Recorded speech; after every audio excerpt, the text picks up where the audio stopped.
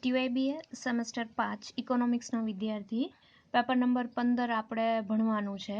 જે paper number 15 છે આર્થિક વિચારોનો ઇતિહાસ, બરાબર, હિસ્ટ્રી ઓફ ઇકોનોમિક્સ થોટ, જેમાં આપણે 4 યુનિટ ભણવાના છે. તો જોઈએ એનો અભ્યાસક્રમ, બરાબર. ચેપ્ટર નંબર 1 છે આર્થિક વિચારોનો ઇતિહાસ, બરાબર, જેમાં આપણે એનો અર્થ, અભ્યાસ પદ્ધતિ અને મહત્વ ભણવાનું છે. એના પછી ચેપ્ટર નંબર 2 છે યુનિટ નંબર 2 પ્રશિષ્ટ આર્થિક વિચારોમાં, બરાબર, પ્રશિષ્ટ આર્થિક વિચારોમાં. એમાં આપણે ઘણા બધા જે અર્થશાસ્ત્રીઓ છે એના વિશે ભણવાનું છે, બરાબર, જેમાં ભણવાનું છે Adam Smith, David Ricardo, Thomas Malthus, J B Say, Friedrich List અને જેએસ મિલ, બરાબર. આ છે બીજું યુનિટ. એના પછી યુનિટ નંબર 3 ભણવાનું છે સીમાંતવાદીઓ અને નવ પ્રશિષ્ટ આર્થિક વિચારો. એમાં ભણવાનું છે જેવન્સ, જેબી ક્લાર્ક, માર્શલ, પીગુ અને પેરેટો, બરાબર. આ થઈ ગયું યુનિટ નંબર 3. હવે છેલ્લું અને ચોથું યુનિટ જોઈએ તો કે ચેપ્ટર નંબર 4 એટલે કે યુનિટ નંબર 4 ભણવાનું છે આપણે સમાજવાદના સિદ્ધાંતો, બરાબર, જેમાં આપણે કાર્લ માર્ક્સ વિશે અભ્યાસ કરવાનો છે. તો આપણે 4 યુનિટ ભણવાના છે, બરાબર. 4 યુનિટમાંથી આપણને એક બે પ્રશ્ન છે પૂછાતા હોય છે. તો આપણે એનો અભ્યાસ શરૂ કરીશું. તો આપણે અભ્યાસ કરીશું ચેપ્ટર નંબર 1 થી આર્થિક વિચારોનો ઇતિહાસ, બરાબર. જોઈએ યુનિટ નંબર 1, બરાબર, આર્થિક વિચારોનો ઇતિહાસ. તો સૌથી પહેલા તો આપણે પ્રસ્તાવના જોઈએ એની, બરાબર. પ્રસ્તાવના શું કહે છે તો કે અર્થશાસ્ત્ર છે, બરાબર, અને ઇતિહાસ છે એ બે શબ્દો છે એના સંદર્ભમાં કેવું તો કે બેયના અસ્તિત્વમાં શાખાઓ છે એ આવેલી છે, બરાબર. એક તો આર્થિક ઇતિહાસ અને એક અર્થશાસ્ત્રનો ઇતિહાસ, બે અલગ અલગ છે, બરાબર. આર્થિક ઇતિહાસ એ અલગ છે અને અર્થશાસ્ત્રનો ઇતિહાસ છે પણ અલગ છે. અને ત્રીજું આવે છે આર્થિક વિચારોનો ઇતિહાસ. આર્થિક ઇતિહાસ અને અર્થશાસ્ત્રનો ઇતિહાસ સંયુક્ત રીતે મળીને આર્થિક વિચારોનો ઇતિહાસ છે બને છે. ટૂંકમાં આપણે આપણા શબ્દમાં એવું કહેવું હોય તો કહી શકાય કે આર્થિક વિચારોનો ઇતિહાસ એટલે શું તો કે જુદા જુદા જે અર્થશાસ્ત્રીઓ થઈ ગયા, વ્યાપારવાદીઓ થઈ ગયા, તત્વજ્ઞાનીઓ થઈ ગયા, આધુનિક અર્થશાસ્ત્રીઓ થઈ ગયા, પ્રશિષ્ટ અને નવપ્રશિષ્ટ અર્થશાસ્ત્રીઓ થઈ ગયા, એણે કંઈક ને કંઈક પોતાના સિદ્ધાંતો, પોતાના વિચારો છે એ આર્થિક વિકાસના ફાળામાં અથવા તો આર્થિક વિકાસ કઈ રીતે વધે, અર્થશાસ્ત્ર, અર્થવ્યવસ્થા કઈ રીતે આગળ વધે, એમાં કંઈક ને કંઈક પોતાના વિચારો દ્વારા યોગદાન આપેલું હોય અથવા તો પોતાના વિચારો દ્વારા આર્થિક વિકાસને ઊંચાઈએ લઈ જવા માટેના પ્રયત્ન અથવા તો સિદ્ધાંતો રજૂ કરેલા છે એને આપણે કહીશું આર્થિક વિચારોનો ઇતિહાસ, બરાબર. હવે જોઈએ આપણે આર્થિક વિચારોના ઇતિહાસનો અર્થ. તો આર્થિક વિકાસનો ઇતિહાસ છે, બરાબર, આર્થિક વિચારોનો ઇતિહાસ એ જેટલો માનવજાતનો ઇતિહાસ જૂનો છે એટલો જ આ જૂનો છે, બરાબર. કારણ કે માણસ છે જ્યારથી માણસનું અસ્તિત્વ આવવા માંડ્યું ત્યારથી જ આર્થિક વિકાસ તો કંઈ ના કંઈ હશે જ, બરાબર. પહેલા આપણે ઉદાહરણ લઈએ તો પહેલા માણસ કેવું હતું કે આદિ માનવ તરીકેનું જીવન જીવતો હતો, ત્યારે વિકાસ તો હતો જ, બરાબર. પણ કેવો હશે તો કે વિકાસ છે એ શૂન્ય, નકારાત્મક હશે, બરાબર. આવકમાં ત્યારે તો પૈસા હાથમાં હતા નહીં, બરાબર. લોકો વિનિમયથી વસ્તુનું શું કરતા હતા તો કે એક પાસે વિનિમયથી વસ્તુ હોય તો બીજા પાસે વિનિમયથી એ વસ્તુ એની જરૂરિયાત હોય તો વિનિમય દ્વારા બદલાવતા, બરાબર. નાણાં હાથમાં નહોતા પણ વિકાસ તો હશે જ, બરાબર. મહત્તમ વિકાસના બદલે કેવો હશે તો કે નહિવત વિકાસ હશે. માનવી છે એને અનેક જરૂરિયાતો છે ઉદ્ભવતી હોય, બરાબર. જેમ કે પાયાની સગવડ હોય, એમાં લોટી કપડાં મકાન એટલે કે ખોરાક હોય, રહેવા માટે સ્થાન જોઈએ, બરાબર, પહેરવા માટે કપડાં જોઈએ, એ બધી એની જરૂરિયાતો છે એ તો પાયાની જરૂરિયાતો થઈ ગઈ, બરાબર. અને એ જરૂરિયાતોને સંતોષવા માટેના સાધનો કેવા હોય તો કે મર્યાદિત છે, બરાબર. એટલે માનવી છે એના સમક્ષ આર્થિક સમસ્યા ઉદ્ભવે છે અને આ આર્થિક સમસ્યાનો ઉકેલ છે એ પ્રક્રિયામાંથી અલગ અલગ આર્થિક વિચારો ઉદ્ભવે છે અને એ આર્થિક વિચારોનો ઇતિહાસ અને આર્થિક સમસ્યાઓ ઉકેલવા માટે જે તત્કાલીન અર્થચિંતકો છે, બરાબર, એણે પોતાના વિચારો રજૂ કર્યા અને આર્થિક વિચારો રજૂ કરીને ઇતિહાસ આપ્યો, બરાબર. હવે આર્થિક વિચારોના ઇતિહાસમાં પ્રોફેસર હેને એવું જણાવે છે કે આર્થિક વિચારોનો ઇતિહાસ એ આર્થિક વિચારોના વિકાસનું ટીકાત્મક વિવરણ છે.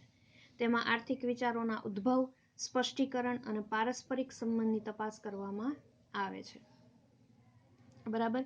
હવે આ જે એણે વ્યાખ્યા આપી એના ઉપરથી તો આર્થિક વિચારોના ઇતિહાસના આપણે તબક્કામાં જોતા જઈએ તો કે આર્થિક વિચારોનો ઇતિહાસ છે એ આર્થિક વિચારોના ઉદ્ભવની તપાસ કરતું એક શાસ્ત્ર છે. એના પછી આર્થિક વિચારોનો વિકાસ કેવી રીતે થયો તે હકીકત છે એ ટીકાત્મક રીતે રજૂ કરવામાં આવે છે. આર્થિક વિચારોનું યોગ્ય અર્થઘટન અને સ્પષ્ટીકરણ કરે છે અને જુદા જુદા આર્થિક વિચારો વચ્ચેનો પારસ્પરિક સંબંધ છે એ તપાસવામાં આવે છે. આમ આર્થિક વિચારોનો ઇતિહાસ, બરાબર, એ એવું શાસ્ત્ર છે કે જેમાં આર્થિક વિચારોના ઉદ્ભવ, વિકાસ, અર્થઘટન અને તેમની વચ્ચેના પરસ્પરના સંબંધોનો અભ્યાસ કરવામાં આવે છે. બરાબર. હવે એના પછીનો મેઇન જે આ યુનિટમાંથી પૂછાય છે એવો પ્રશ્ન કે આર્થિક વિચારોના ઇતિહાસનું કાર્યક્ષેત્ર વર્ણવો. બરાબર. તો આર્થિક વિચારના ઇતિહાસનું કાર્યક્ષેત્ર. બરાબર. હવે એને આપણે પહેલા જોઈએ ને તો આર્થિક વિચારોના ઇતિહાસનું વિષય વસ્તુ, આર્થિક વિચારોનો ઉદ્ભવ, તેમનો વિકાસ, તેમનું અર્થઘટન, તેમની વચ્ચેના પારસ્પરિક સંબંધની તપાસ છે. બરાબર. અને આ વિષય વસ્તુને સરળતામાં આપણે ઓલું કરવું હોય તો એમાં ઘણા બધા વિભાગોમાં વિભાજિત કરવામાં આવી છે. એમાં તો પહેલો ભાગ છે પૂર્વ વૈજ્ઞાનિક આર્થિક વિચારો. બરાબર. તો પૂર્વ વૈજ્ઞાનિક આર્થિક વિચારોમાં આપણને ખબર છે કે એડમ સ્મિથ પહેલા જે કોઈ અર્થશાસ્ત્રીઓએ પોતાના આર્થિક વિચારો રજૂ કર્યા એ બધા પૂર્વ વૈજ્ઞાનિક આર્થિક વિચારોમાં સમાવેશ કરી લેવામાં આવે છે. બરાબર. આમાં 4 ભાગ પાડવામાં આવે. એક તો પ્રાચીન આર્થિક વિચારો, મધ્યકાલીન આર્થિક વિચારો, વ્યાપારવાદ અને પ્રકૃતિવાદ.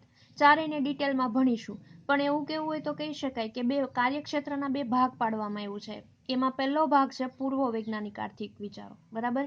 જેને પૂર્વ વૈજ્ઞાનિક આર્થિક વિચારોને ચોક્કસ સમયગાળો આપવો હોય તો એવું કહી શકાય કે એડમ સ્મિથ પહેલાના જે કાંઈ અર્થશાસ્ત્રીઓએ પોતાના આર્થિક વિચારો વિશેના વિચારો કે સિદ્ધાંતો રજૂ કરેલા હશે અને પૂર્વ વૈજ્ઞાનિક આર્થિક વિચારો કહેવામાં આવે છે. જેમાં પ્રાચીન આર્થિક વિચારો, મધ્યકાલીન આર્થિક વિચારો, વ્યાપારવાદ અને પ્રકૃતિવાદ. બરાબર. તો આપણે સમજીએ પ્રાચીન આર્થિક વિચારો. તો વિવિધ પ્રાચીન કવિઓ છે, તત્વજ્ઞાનીઓ છે, બરાબર, એને પોતાની રચના છે એ છૂટક છૂટક આર્થિક વિચારોમાં કરેલી હશે. બરાબર. જેનો ન્યાય, રાજનીતિ અને નીતિશાસ્ત્રમાં સમાવેશ પણ કરવામાં આવેલો છે. હવે ગ્રીક વિચારક પ્લેટો છે એને પોતાના પુસ્તક છે રિપબ્લિકમાં એક આદર્શ રાજ્યની કલ્પના છે એ રજૂ કરેલી હતી. બરાબર. એમાં પોતે એને શ્રમ વિભાજનનો ખ્યાલ હતો એ રજૂ કરેલો હતો. તો એરિસ્ટોટલને લઈ લઈએ. એરિસ્ટોટલે પોતે તો કે ખાનગી મિલકત, બરાબર, ગુલામી અને વસ્તુ નિયમન પ્રથાના લાભોનો ઉલ્લેખ કર્યો છે.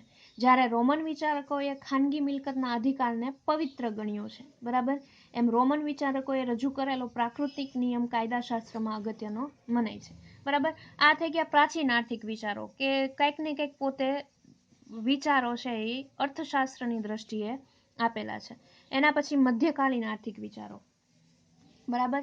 તો મધ્યકાલીન આર્થિક વિચારોમાં આપણે જોઈએ તો કે યુરોપના જે ઇતિહાસમાં રોમન સામ્રાજ્યના પતનથી પછી 3જી સદીથી 15મી સદી સુધીનો જે સમય હતો એને મધ્યયુગ કહેવામાં આવે છે.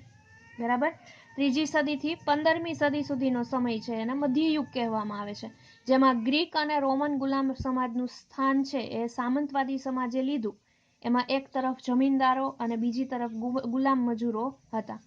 રોમન કેથોલિક ચર્ચે સામંતવાદી આર્થિક પદ્ધતિને સમર્થન આપ્યું. બરાબર. આથી મધ્યયુગના તત્વજ્ઞાનીઓ છે એમાં સેન્ટ થોમસ એક્વિનાસ મુખ્ય ગણાય છે. બરાબર.